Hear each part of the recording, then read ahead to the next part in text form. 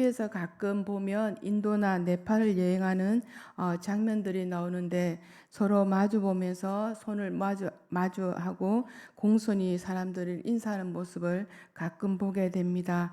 여기서 남하는 존중 또는 경의를 그리고 고개를 숙인다는 의미를 가지고 있다고 합니다. 스때는 당신에게라는 의미를 가지고 있는데 이 두 단어를 합치면 당신에게 존경을 포함합니다. 당신에게 고개를 숙입니다. 라는 뜻이 된다고 합니다. 우리는 샬롬이라는 인사말로 신앙인에게 또 대중들에게 친숙한 인사말이 있습니다. 그런데 이런 인사말도 있다고 합니다. 에이숨체요. 이 인사말은 살인으로 또 러시아로 오지로 끌려갔던 고려인들 까레스키들의 인사말이라고 합니다. 그 뜻은 살아있는 것이 숨차도록 고맙다라는 뜻이 담겨 있다고 합니다. 생존을 위한 극한 고통 가운데서도 그들이 서로를 격려했던 말인 것 같습니다. 어쩌면 이 말은 정겹고도 또 처절한 인사말이 아닌가 합니다. 오늘 우리가 함께 읽은 본문 1절, 2절 말씀에 보면 어느 때까지니까 라는 말이 1절, 2절에 반복해서 나옵니다. 지금 시인이 처한 상황은 절박한데 하나님은 침묵하고 계시다는 것입니다. 시인은 하나님의 침묵이 얼마나 답답한지 어느 때까지니까 라는 말을 거듭 반복하고 있습니다. 당장에 하나님께서 역사하셔서 자신의 처지를 돌봐 주셨으면 좋겠는데 하나님은 침묵으로 일관하고 계신 것입니다.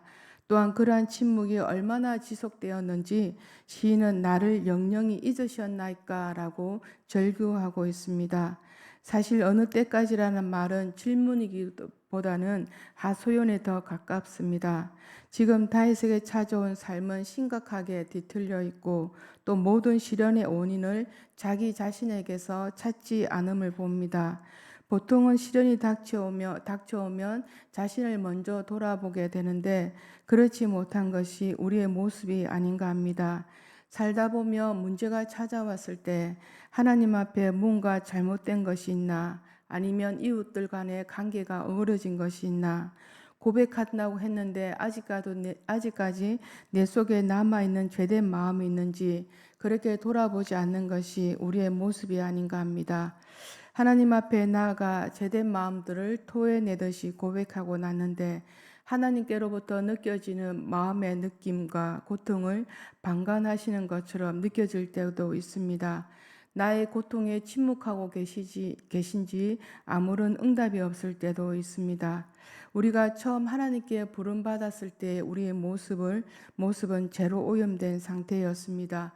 하나님 앞에 부합되는 삶을 살아야 하는데 그렇지 못하였다는 것이 말할 수 있습니다.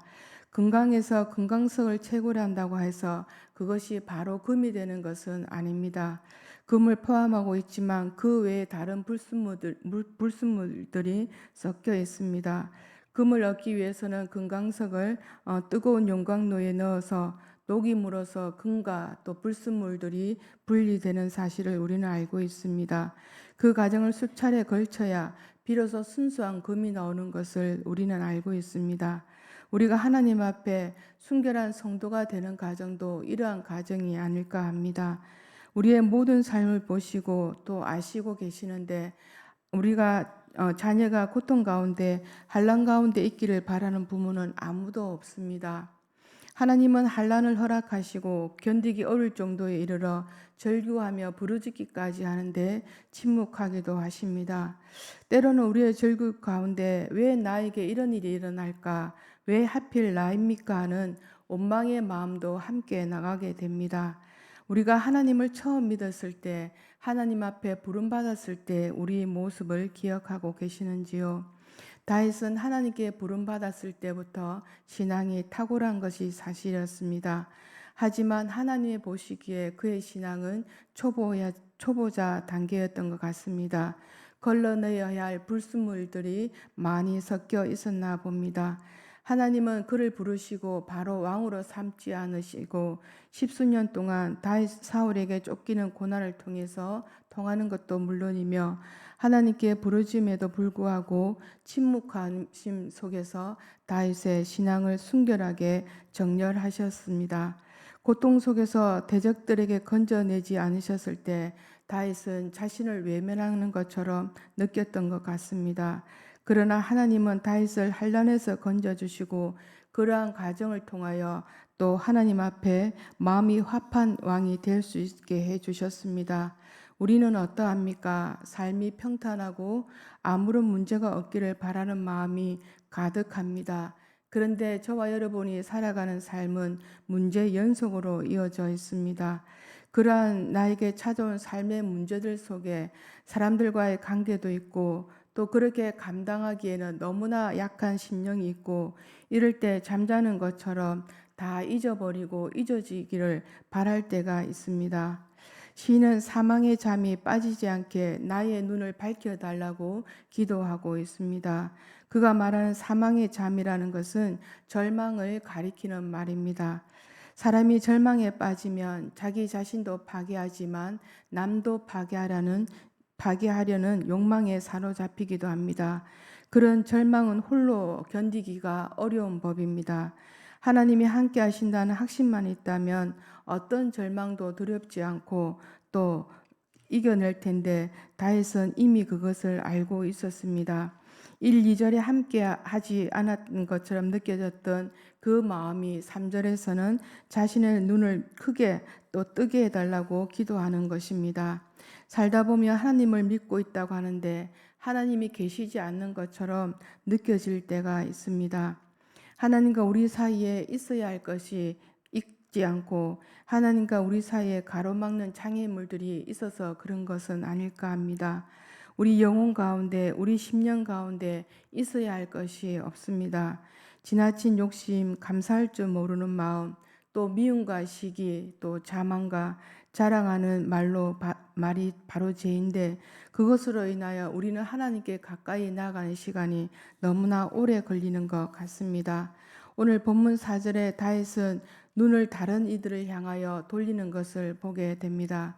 그를 절망케 했던 사람들, 하나님 마치 계시지 않는 것처럼 느끼게 했던 사람들, 악인들의 여기양양했던 모습을 머리에 그려보며 소스라치는 모습이 나옵니다. 그리고 그들이 내가 그를 이겼다 할까 두렵고 자기를 흔들리는 모습을 보고 그들이 기뻐할까라고도 두려워하는 모습이 있습니다. 다윗은 알았습니다. 자신이 절망에 빠졌을 때 세상 사람들에게 하나님의 패배처럼 인식될 수 있다는 사실도 깨닫게 된 것입니다. 그는 그의 기도가 달라졌습니다. 다윗의 기도는 하나님의 영광을 먼저 생각하며 기도하였습니다. 자기의 중심에서 하나님의 중심으로 기도가 바뀌었던 것입니다. 하나님의 영광을 먼저 구하는 기도, 하나님을 기쁘시게 하는 기도에 즐겁게 응답하시는 것을 보게 됩니다. 우리는 어떤 기도를 드려야 하나님께서 기뻐하실까입니다. 하나님께서 기뻐하시는 기도는 우리의 삶을 통해 고백하기를 바랍니다. 나의 중심적인 기도에 머물지 않고 이웃을 향하고 그의 나라와 의를 위한 기도가 될 때 하나님께서 기쁘시게 받으시고 응답해 주실 것을 고백합니다. 우간다의 독재가 시작될 때 아민이라는 사람이 통치할 때 독재가 굉장히 심한 때였다고 합니다. 독재자는 자신의 걸림돌이 되는 사람은 누구나 제거했다고 합니다. 케파라는 목사님은 큰 교회의 성실한 목사님이었는데 부활절에 이런 일이 있었다고 합니다. 7천여 명이 넘는 앞에서 설교를 하시고 서재로 돌아왔을 때입니다. 그때 암살 특명을 받은 개한 2명이 들어와 권총을 겨누었던 것입니다. 그때 케파 목사님은 그 개한들에게 2분간의 시간을 달라고 했답니다. 목사의 말에 그들은 고개를 끄덕였고 목사님은 그때 최후의 기도를 했다고 합니다. 예수님께서 십자가 위에서 하셨던 기도를 그대로 했다고 합니다. 주여 이들이 하는 일을 자신들도 모르니 이들을 제발 용서하소서. 또한 내 영혼을 주님 품에 맡기니 마지막 때에 주님과 함께 부활하소서라고 기도를 드렸다고 합니다. 기도를 마치고 눈을 뜨자 개한들은 그 권총을 자신들 품속에 넣었습니다. 그리고 정부에서 목사님을 죽이려고 하니 각별히 조심하십시오라는 말을 남기고 그들은 돌아갔다고 합니다. 우리 본문 5절, 6절을 다시 한번 더 읽어보겠습니다. 시작.